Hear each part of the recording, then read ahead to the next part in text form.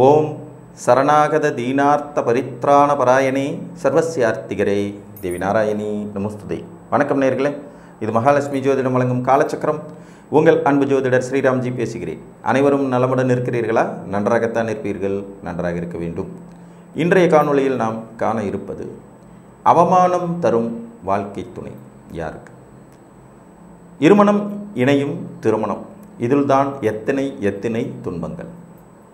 நல்லபடியாக படித்து நல்ல வேலைக்கு போய் நல்ல அந்தஸ்தான இடத்துக்கு வந்த பிறகும் கூட இந்த திருமணங்கிற ஒரே ஒரு காரணத்தினால எத்தனையோ பேர் வாழ்க்கை குட்டிக்காரணம் போட்டுருது. சரியான ஒரு வாழ்க்கை துணையை தேர்ந்தெடுக்காத நிலையில் நிறைய பிரச்சனைகளை, மன உளைச்சல்களை, பொருள் இழப்புகளை, வேதனையை ஜாதகர் மட்டும் இல்லை, ஜாதகர் குடும்பத்தாரும் சேர்ந்து சந்திக்கிறாங்க. இதில் ஆண் பெண் பேதமெல்லாம் ஒன்றும் கிடையாது. நிறைய பேருக்கு திருமண வாழ்க்கையில் அவமானங்கள் ஏற்படும் வாய்ப்புகள் உண்டாகிறது. என்னோடய ஹஸ்பண்டால் என்னோடய வாழ்க்கையவே தொலைச்சிட்டேன்னு சொல்கிற பெண்களும், என்னுடைய மனைவியினால் என்னுடைய வாழ்க்கையே வீணாயிடுச்சுங்கிற ஆண்களும் நிரம்பிக்கொண்டே வர்ற காலமாக இது இருக்குது. இது எல்லாமே ஒழுங்காக பொருத்தம் பார்க்காதனுடைய விளைவு. நம்மளோட ஜாதகத்தில் சில கிரகங்களுடைய குறிகாட்டிகள் நமக்கு அதை கரெக்டாக இண்டிகேட் பண்ணும். அதை சரியாக புரிஞ்சுக்கிட்டு அதுக்கு தகுந்த மாதிரியான பொருத்தம் மிக்க ஜாதகங்களை தேர்ந்தெடுக்கும்போது லைஃப்பில் பிரச்சனைங்கிறது ரொம்ப குறைவு.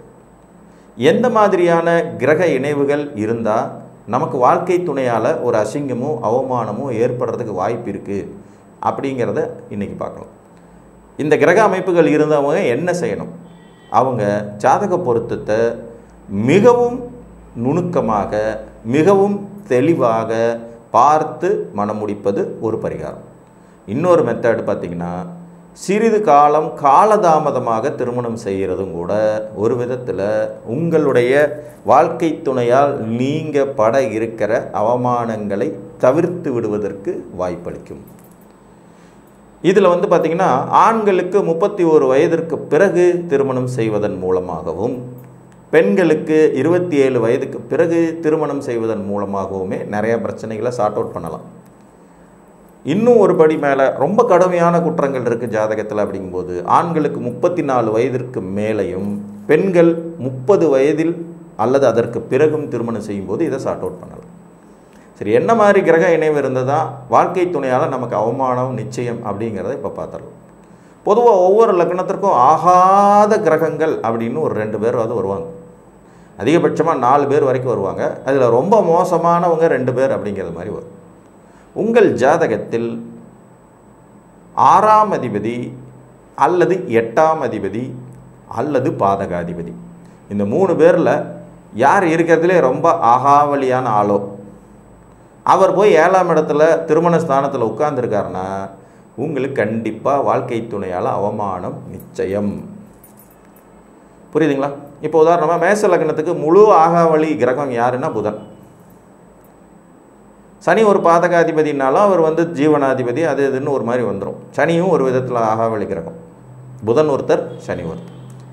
இந்த மேச லக்னத்தில் பிறந்தவங்களுக்கு 7ஆம் இடத்துல புதனோ சனியோ இருந்தால் கண்டிப்பாக வாழ்க்கை துணையினால் அவமானத்தை சந்திக்கிறதுக்கான வாய்ப்புகள் ஏற்படும். இதே மாதிரி ஒவ்வொரு லக்னத்துக்கும் எடுத்துக்கலாம். இப்போ ரிஷப லக்னத்துக்கு ஆகாவளி கிரகம்னு எடுத்துக்கிட்டோம்னா ஆட்டோமேட்டிக்காக குரு வந்துடுவார். 8-11 கூடிய குரு பகவான் போய் 7ஆம் இடத்துல உட்கார்றது. அதே மாதிரி 3ஆம் இடத்துக்குடைய மரகாதிபதியான சந்திரன் போய் 7ஆம் இடத்துல உட்கார்றது. இந்த ரெண்டும் இவருக்கு வாழ்க்கை துணையால் அவமானத்தை தரக்கூடிய அமைப்பாக இருக்கும். இது ஆண் பெண் 2 பேருக்குமே பொருந்தும்.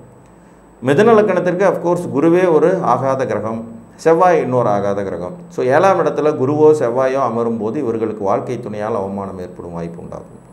கடக லக்னத்துக்கு அஃப்கோர்ஸ் சனி, சுக்கிரன் பாதகாதிபதி, ஈவன் புதன். ஸோ கடகலக்கணம் கொஞ்சம் ஸ்பெஷல். கடகலக்கண ஜாதகத்தில் பிறந்து 7ஆம் இடத்துல சனி புதன் சுக்கிரன் இருந்தால் வாழ்க்கை துணையால் அவமானப்படுறதுக்கான வாய்ப்புகள் உங்களுக்கு பிரகாசமாக இருக்குது. ஸோ ரொம்ப கவனமாக ஜாதகம் பார்த்து நிதானமாக பார்த்து முடிக்கணும். சிம்மலக்கணத்தை பொறுத்த வரைக்கும் சனி பகவான் 7ஆம் இடத்துல இருக்கிறது அந்த ஆகாவளி வேலையை செய்யக்கூடியதாக இருக்கும். இதில் இவங்களுக்கு என்னென்னா, செவ்வாயுமே சில நேரங்களில் 7 இருக்கும்போது சிம்மலக்கணக்காரங்களுக்கு ஆகாத ஒரு மாதிரி அவமானப்படுத்தக்கூடிய வாழ்க்கை துணையை கொடுக்கும். ஏன்னா பாதகாதிபதிங்கிற முறையில் அவர் அந்த வேலையை செய்வார். லக்னம் சுபர் தான், ஆனாலும் அவர் செய்வார். சனி செவ்வாய் சேர்க்கை சிம்ம லக்னம் 7 இருக்கா, கண்டிப்பாக இந்த பலன் நடக்க வாய்ப்புகள் உண்டுன்னு எடுத்துக்கலாம். ஸோ இந்த பலன்லாம் எப்போ சார் நடக்கும்? அந்த கிரகங்களுடைய தசா புத்தி காலம் உங்களுக்கு நடப்புக்கு வந்தால், தசா காலத்தில் முழு வீச்சாக நடக்கும். புத்தி காலங்கள்லையும் நடக்கும் வாய்ப்புகள் உண்டாகும். கன்னிகா லக்னத்திற்கு குரு 7ல் வலுப்பது, செவ்வாய் 7ல் இருப்பது திருமண வாழ்க்கையினால் அவமானத்தை சந்திக்கும் விதியை தரும். துலா லக்ன ஜாதகர்களுக்கு குரு 7ஆம் இடத்தில் அமர்ந்திருப்பது, சூரியன் 7ஆம் இடத்தில் வலுத்து நிற்பது திருமண வாழ்க்கை சிக்கல்களை, திருமண வாழ்க்கையில் அவமானத்தை சந்திக்கக்கூடிய வாழ்க்கை துணையை அமைச்சு கொடுக்கும். விருச்சிக லக்னத்துக்கு புதன் 7ஆம் இடத்துல போய் அமர்றது, சனி 7ஆம் இடத்துல போய் அமர்றது திருமண வாழ்க்கை சிக்கல்களை, வாழ்க்கை துணையால் அவமானத்தை சந்திக்கும் விதியை கொடுக்கும். தனுர் லக்ன ஜாதகர்களுக்கு புதன் பகவான் 7ஆம் இடத்துல தனிச்சு வலுத்து நிற்கிறது, சில நிலைகளில் சந்திரன் 7ல் தனிச்சு வலுத்து நிற்கிறதும் கூட இவர்களுக்கு அவமானத்தை தரும் ஒரு விதியாகும். சந்திரன் எப்படி சார் பண்ணுறாரு? அவர் தான் அட்டமாதிபதி, செய்யறதுக்கு தகுதியுடையவர்.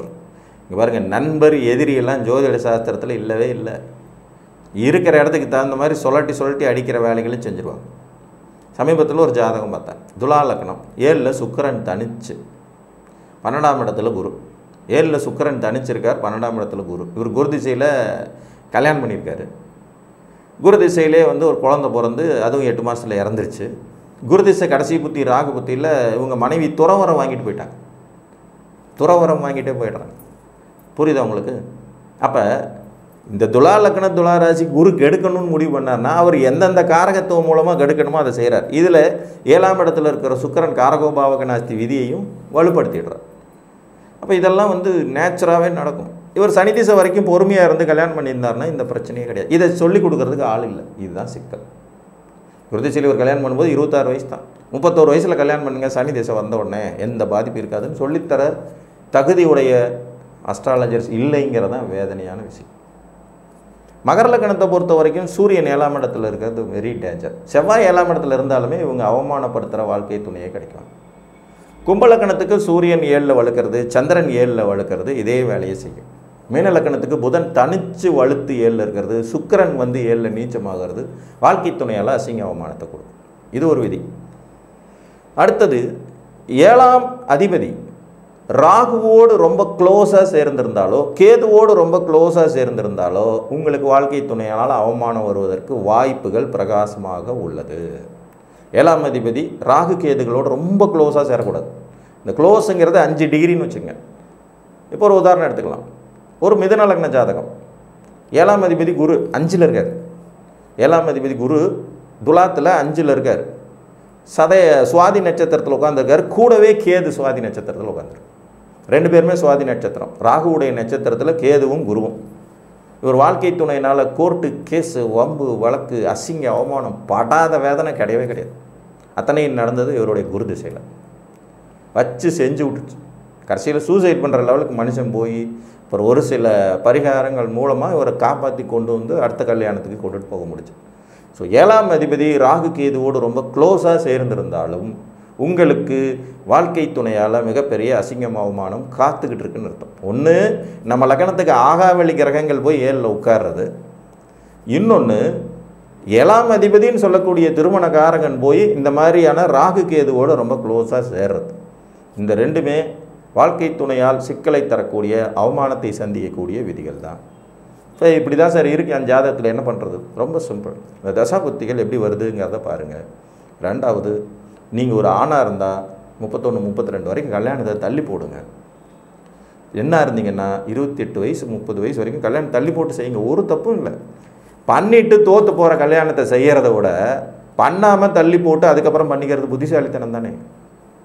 இன்றைக்கு இருக்கிற மாறி வரும் பொருளாதார கலாச்சாரத்தில் பெண் குழந்தைகளே 27 வயசு 28 வயசு வரைக்கும்லாம் வந்துடுறாங்க.